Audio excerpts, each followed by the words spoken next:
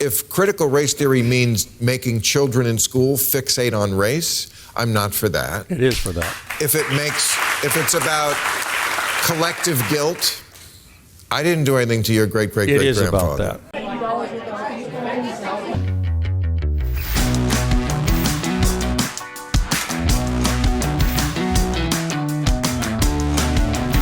All right, welcome to Cwic Show. We are covering in this episode a discussion on critical race theory between Bill Maher, Ben Shapiro, and Malcom Nance. This is on the Bill Maher Show. Before we get into this, I just want to say get over to our website at cwicmedia.com. That's CWICmedia.com. Make sure you check out everything that we have to offer there. Sign up on our Cwic Week email newsletter to get everything quick that we offer every week there. And if you're watching this on YouTube, make sure that you subscribe to our channel and hit that little bell for notifications. All right, the Bill Maher Show. This is a recent visit from Ben Shapiro. They're going to talk about critical race theory. Whatever you think of Bill Maher, he's a classical liberal. He is not a leftist. And that's a very important distinction here when you're talking about critical race theory. For us to beat critical race theory, we have to have classical liberals that are going to fight against this, those that are willing to check their left flank. If we don't have that, I don't think there's much of a chance against this. They have to be able to reel in the extremists on the left.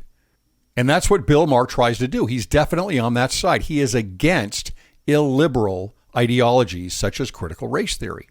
But what I love about this short video is that it's going to cover everything from a couple of different definitions of critical race theory, and then we're going to get the very meaty debate topics or tactics, really, that those who are fighting for critical race theory oftentimes provide. This gives you some ammunition in understanding what's going on with critical race theory. So let's open this up and see what Bill Maher has to say. But I got to talk about that. Muzzle laws. There's these laws that are been introduced in a number of states to not talk about critical race theory. Now, critical race theory, I must say, to begin with, I hadn't heard the term probably a year ago. Now I hear it every day. I think Americans are just starting to hear it. Okay, this is true. And here's the problem. I've been following this since 2012. The problem is most Americans don't know what it is. He's going to cover that here. And I think no one knows exactly what it is. They know it has something to do with race, and it's some kind of a theory. Right? How would you describe it? And then we'll ask, how would you describe it? What is critical race theory? All right, so we're going to go into a couple of definitions here. Ben Shapiro does a pretty good job on this. Not great, but a pretty good job of describing this from his own experience going through law school. That's where this started out. It's important to realize that critical race theory has a DNA. Right? It has sourcing. We can go back and look at critical legal studies, which is where critical race theory comes out of. Critical legal studies comes out of, it's a sub-discipline of critical theory. That's from the Frankfurt School. The Marxists that that brought us neo-Marxism or cultural Marxism. That's the source of critical race theory. I will admit that I read a lot of critical race theory in law school. So, the work of Derek Bell or Gene Stefancic this and is the Richard stuff Delgado. No one knows but you and 6 other people. Right. So, but what matters is what is it practically? It's being taught in schools or some form of... Yes, there's a certain sort of crystallized... Okay, I want to get back to this. Only you and 6 other people, he says, know what this is. This is a problem. And whether you're on the left or you're on the right, you've got to realize you have to get educated on this. You really have to get educated on it. You can't think to yourself, well, I'm just going to watch Tucker Carlson and Sean Hannity on one side, or I'm just going to watch Rachel Maddow and Don Lemon on the other. Because you're going to get bumper sticker ideas of what critical race theory is. And if you get those bumper sticker ideas in your head to define critical race theory, you're going to lose. We're going to lose. I hope that the series that we have here on Cwic Show with Critical Theories series that we do here will help you learn a little bit more about what's going on with critical race theory, really understand what it is. Version of it that is a lot less complex than what critical race theory actually is. But critical race theory essentially argues that racism is baked into all the systems of American society and that any sort of neutral system is in fact a guise for racial power. And so the argument is made by Derek Bell, for example, that Brown versus Board of Education. Okay, so this is an important point, a very important point. And I'm going to give you some translation here on what's being said here. And this is what he should be saying about what he's saying here about the difference between something that is neutral in terms of an ideal for everybody.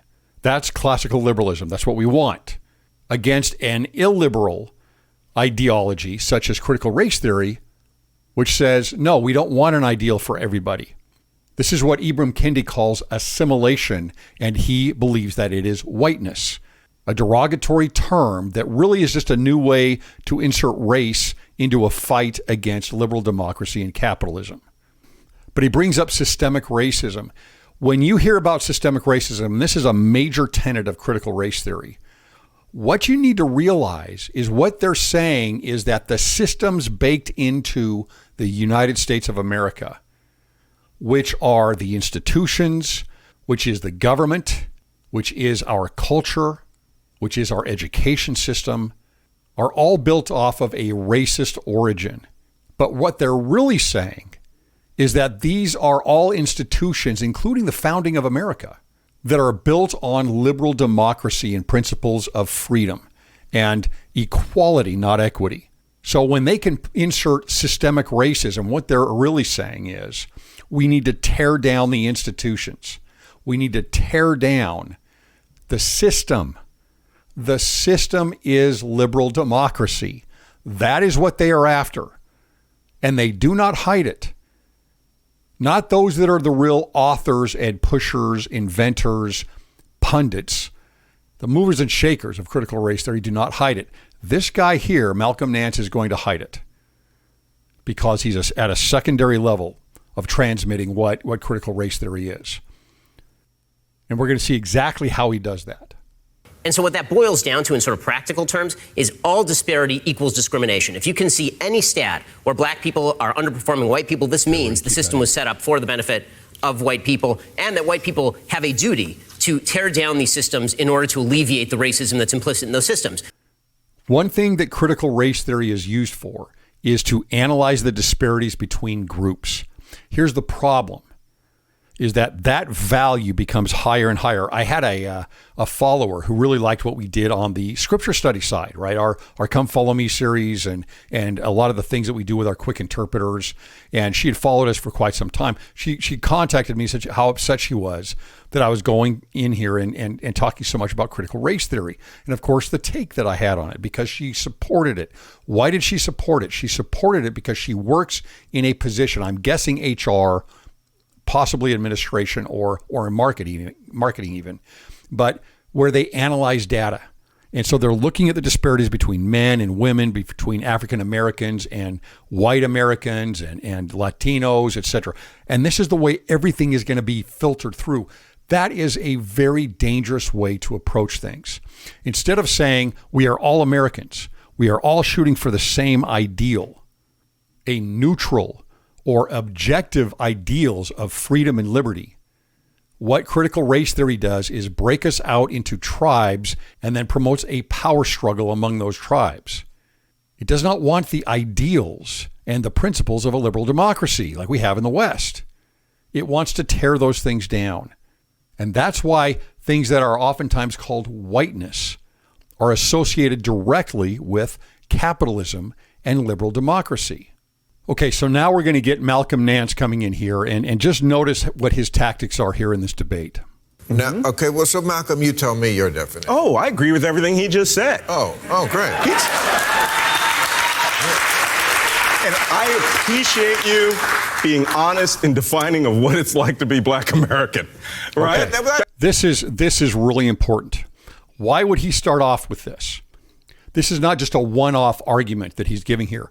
This is where you get postmodernism pulled into critical race theory. It's a very influential part of critical race theory. It's breaking away objective truth. It's going into lived experience. He's saying basically, Ben, you're a white man or a Jew. I don't know what he's thinking about here because, you got to put everybody into their class. And he's saying you don't know what critical race theory is. And you can't know what it's like to be a black person in the United States. Well, that's true. But that doesn't mean he can't know what critical race theory is. But that's the argument. I'm going to take away objective truth. It doesn't matter what you know about critical race theory. What matters is your lived experience. Very important part of how critical race theory is pushed forward. That is, I mean, we're talking about a system. That's unfair. You're saying no, I'm just saying I agree with all of those suppositions because they are grounded in truth. Look, when Okay, so he's saying that they're grounded in truth. What he's going to go into, he's going to talk about history. Now, I talked about the data part, right? The disparities and running in through data. That's one piece of critical race theory. And a lot of times, those that support critical race theory say, look, this is what critical race theory is. It's a way for us to understand these disparities. Very dangerous to me. It's a very dangerous approach to go down. I'll talk about that another time. Another tenet of critical race theory is trying to agitate the past so that you can show the horrible history of the United States. Now, to some degree, we all should understand about the mistakes that the United States has made. That's important. We want to live and learn. We want to learn from the mistakes of our parents and our grandparents and so on. That's a good thing, as long as it's not overdone, as in the 1619 Project, where basically they want to usurp the entire founding of America and the ideals of the Constitution and the Declaration of Independence, and put a brand new founding to America that is built off of oppression and slavery. That's where this all started. That's what the 1619 Project is all about. But here he simply is bringing this down to the level that a lot of the politicians on the left and the right bring up about critical race theory. This is a huge mistake for you to follow. I'm not saying that you shouldn't be fighting in your public schools to get rid of critical race theory. More importantly, the tenets of critical race theory. You should. But please do not fall into the trap of thinking that critical race theory is simply and only the idea of bringing up black eyes, so to speak, in American history. That's not what it is. But that's what he's going to say it is. You know, and the funny thing is, it's not just African Americans, right? It's also the Scalp Act of 1749, where for $300 modern dollars, you had to cut off the head or the hair of an Indian to prove that you've got them out of the way so they could settle. That's a little bit of American history that people should know about. The Chinese Exclusion Acts of the 1840s. These are things we don't talk about. First of all, it's not true that people. Okay, so. Yeah, those are things that we talk about, and we should talk about them more. He's right about that, but that's not critical race theory. Notice that that's what he goes to. Number one, Ben, you're not black, so you don't know, so let's listen to my truth. Secondly, that critical race theory is simply making sure that we understand some of the bad things that happened in the United States in our history, right? So those are the two things he's gone to so far. Those are the two things that are oftentimes argued in supporting critical race theory. Or do not have merit. You know, when my great-great-grandfather ran away from slavery to join the 111th U.S. Colored Troops and fight against the South, keeping human beings as slaves, he didn't think, you know what, in 150 years, my great-great-grandson's going to have to sit on stage and argue with a guy who thinks all that's bull. All right? Okay. So now where is he going? And you can see what Ben's face is on here. Right, and I'm not thinking that Ben Shapiro is actually some great apologist for fighting against critical race theory, but it's ridiculous, right? You come in and you go with facts, and this is where Malcom Nance is going now on this. Excuse the language, the French there on that, by the way. So he immediately goes back, and even though Ben has just talked about how those things need to be covered and how he talks about these things in history, he still comes back and says, what you're saying is that in our history, these things never happened and that it's all just BS. It's preposterous. I'm just saying, there is no controversy. The controversy that's made up is people saying that this is being discussed, this is being taught in schools, and that kids should be kept away from it. That's not true. It's not even a real controversy. It's not even a real controversy. As if this is just about history. See, don't fall into this trap. As if it's just about bringing up a few of the bad things in U.S. history. That is not what critical race theory is at all. very tiny piece of it. And if you're reactionary to this, as I've seen many, for example, Republican politicians, you're going to lose, right? They're coming in underneath all of this with all of the pedagogy, all of the teaching of activism, with all of the racist ideas, with all of the intersectionality and the Marxist oppressed versus oppressor, all of the conflict theory, all of the critical theory that critical race theory comes out of. Don't fall for it. Fight against these things in the schools, but don't fall for thinking that that's what it is and that's the only battle here. That is a very small part of what the battle is. And in terms of school and what's going on there, I have read thousands of pages of the curriculum, especially California and Illinois, but several other states as well. Yes, critical race theory is being brought in everywhere. This is not a lie. And those that say it's not and that know exactly what they're doing, shame on them. It's everywhere. The fifth largest school district in America, Clark County, just decided that they were going to lower standards with regard to testing because they wanted to alleviate disparities in outcomes. That is an outgrowth of critical race theory. Can you draw a straight line to it? Yes. Really? 100%. Because when you say that the meritocracy is an outgrowth of white supremacy, and then you suggest that I'm somehow denying that slavery took place or that your great-great-great-grandfather was a hero because I'm saying that I want people tested when they are in school to see if they are good at school, then what you're purporting to push now is just nonsense. Okay, you've got to look here again at the two sides. See, this is all about conflict theory. It's going right back to some Marxian type principles. It really is. It doesn't change that much. It really doesn't. What they're talking about here are lowering standards for school tests. There are disparities based on if you're Latino, Native American, if you're white, etc. And therefore, we need to lower the ideal. We lower the ideal so that others can succeed, and that definition of succeeding is getting a better test score on an easier test. Right? So the idea of liberal democracy is here's our ideals. We want everybody to work toward that. We need to help them, to everybody, to work toward that. And what can we do for these groups here where there is a disparity without lowering the test scores? Critical race theory says let's lower the test scores. Why? Because the outcome is what matters, not the opportunity. It's the outcome. We need to level the outcome for everybody. And therefore, what are we going to do? We're going to take away the excellence of those that are achieving the ideal. That's critical race theory. It's entirely just sheer bullshit, Malcolm. It's just bullshit. No, but I think it's also a leap to say that he thought that was bullshit, because that's not what it is. I mean, are we talking about 2021? Or are we talking about 1861? Because this is important. And you noticed also that Malcom Nance goes back to two acts of the 19th century, right? As if that is something that is pertinent to today at all. The only way it's pertinent is that, we should talk about those things in history classes. But that has nothing to do with systemic racism today. Nothing. And usually that's what you're going to see in an argument. They're going to go back over and over again. Again, what are they trying to do? Agitate, pour salt on the wound, move up the problems until that they are made larger and larger, and they become the lens through which we see things. The point is, can we talk about 1861 and 2021? Yes, we can. And you just did. I don't know who's against talking about history. Well, I understand that they want to, in Texas, they're talking about removing references to the Ku Klux Klan. They're talking about removing.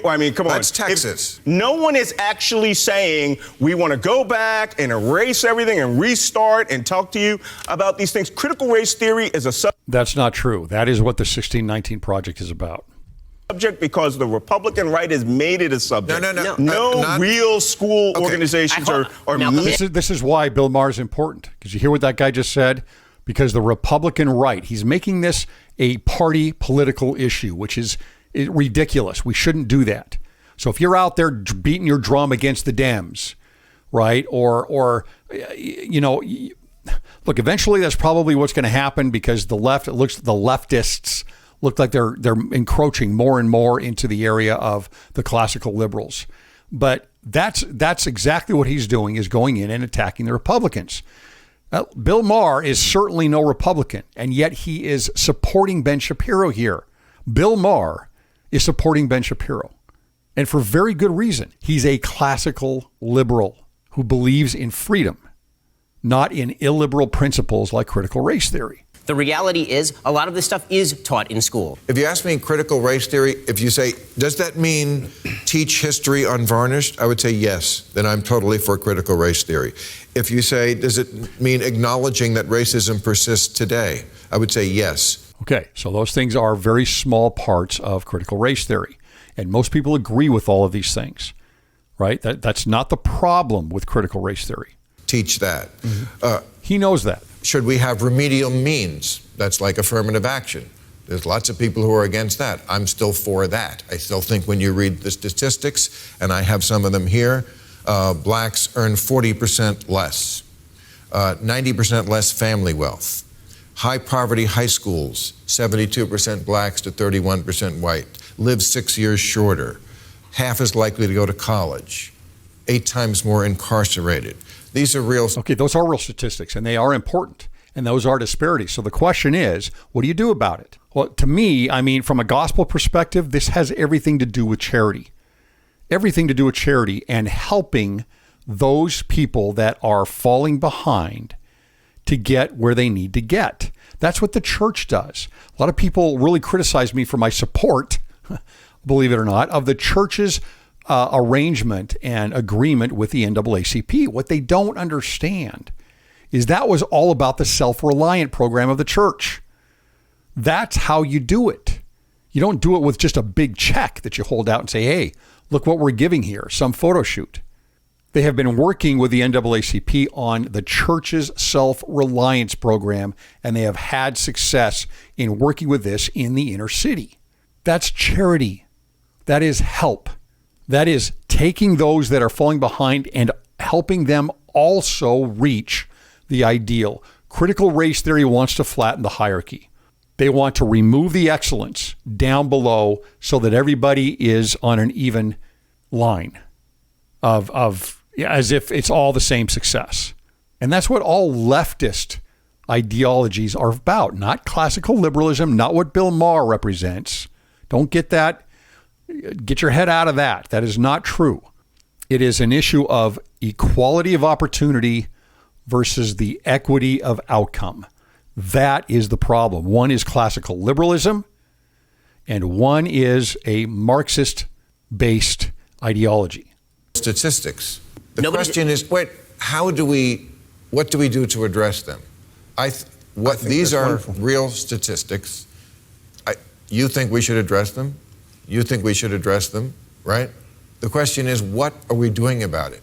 Because if critical race theory means making children in school fixate on race, I'm not for that. It is for that. If it's about collective guilt, I didn't do anything to your great-great-great-grandfather. It is about that. I don't want to be responsible he's not for happy that. With that answer. If it's about, a toxicity of just from being born white, if it's about dividing everybody into oppressor and oppressed. That's exactly what all it is. See, he knows what he's saying. He's got an audience that leans mostly left. He knows what this is all about. He's researched this. He's walking a little bit of a tight line here. It's exactly this. It's dividing it into the oppressor versus the oppressed. It's about original sin of guilt because of your skin color, the skin color you were born with. It is collectivism in its worst manifestation. And oppressor, I'm not for that. So there are things that are being taught and are going around that I'm not for, that if that was critical race theory, I wouldn't be for. I agree with you, and I don't think that's critical race theory. But it's being... Okay, so again, he either doesn't know or he's really holding his hand close to his vest, and I've seen both, right? Both exist. Or I've also seen it the other way, where he knows exactly what he is talking about, and he's holding his cards close to the vest. He knows that there's some of this he can get out there. He's trying to distract, and you've seen him do that the entire time here with this debate. And he doesn't really want to come out with certain things on live TV. I think that what's happened here, as this terminology, sort of like defund the police, has been hijacked and been framed around the left as that they want to do all this. They want to rip down the entire social fabric of America. All you have to do is read. All you have to do is read what they say. That is exactly what they want. Exactly. If we agree that history should be taught, why are you defending critical race theory, which is not history? Did I not just say a moment ago that I think that term has been hijacked and that's not what we're talking about? Okay, so let's say Then why are critical you race defending it? I'm going to go back and repeat that I didn't say that. Okay. You are literally That's defending critical race theory by redefining it as just teaching history, which is a cheap semantic trick, and you know it. Is this what Okay, so Ben nails it right here on the head. And again, I'm going to end with that, but this is not what critical race theory is. It is a cheap semantic trick. This is called the Mott and Bailey argument, right? It's a semantic trick. It basically says, look, I'm going to put the things in here and talk about the things that are of one position. It's taken two things, and I'm going to make this what I define critical race theory as, which is he's saying it's adding bad things about American history. And so he retreats to that because he has an easier time of defending that. He keeps going back to it, even though that's not what it is. And instead of going into everything that critical race theory really is, in this venue, he wants to pull back. That is Mott and Bailey. And you see that all the time. You'll see in certain venues, in certain audiences, those that push critical race theory will talk about Marxism all day long, supporting it. They love it. Castro, way to go. Hugo Chavez, way to go. Mao, way to go. But when they come to a different audience, they back up into a different position. That is Mott and Bailey. So you need to look for that in these debates. This was a recent episode on the Bill Maher Show. I thought that just kind of dissecting this a little bit might help you understand just a little bit the way the debates are framed. If you follow Republican politicians, don't fall into the trap that they're falling into, that this is about history, because that is simply a sleight of hand that those that push critical race theory want you to fall into. Thanks for listening.